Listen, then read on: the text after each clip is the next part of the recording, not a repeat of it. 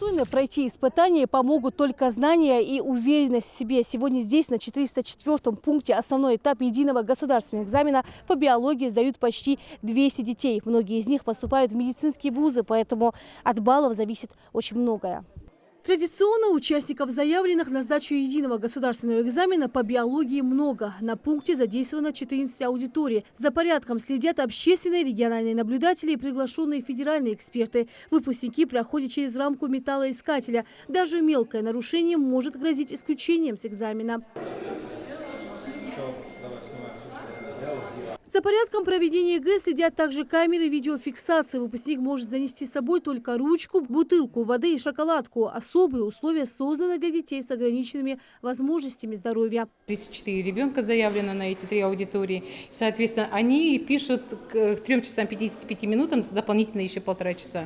У них есть время дополнительно, когда они еще могут продолжать писать экзамен. Минимальный балл для поступления в медицинский вуз по биологии 36, но конкурсный отбор мед всегда большой. Выпускникам нужно получить намного выше проходных баллов. Багаудин Плиев готовился усердно. Сегодня рассчитывает и на знания, и на удачу. Биология – это очень сложный предмет, там очень много материалов, там 7 разделов, которые каждая наука отдельная. Я готовился по биологии целый год, начиная с учебного года, ходил на репетиторство, там в онлайн-школе занимался. Считаю, что я готов и что смогу, по крайней мере, выше среднего себя показать. Какой балл ты рассчитываешь?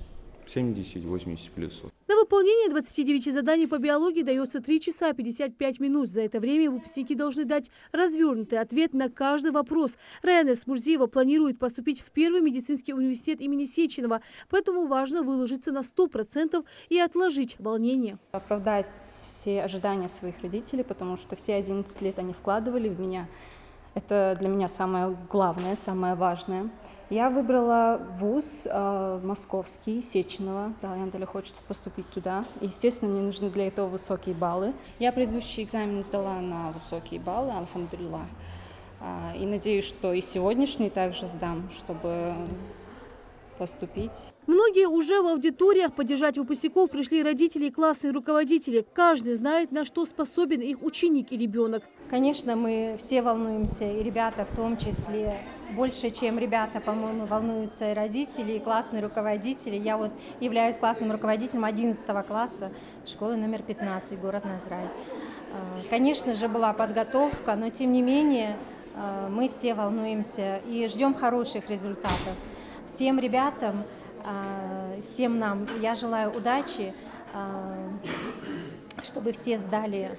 Результаты экзамена будут известны не позднее 28 июня. Сегодня наряду с биологией в России также проходит основной этап единого государственного экзамена по иностранному языку. Рина Цычоева, Исмаил Коригов, Новости 24.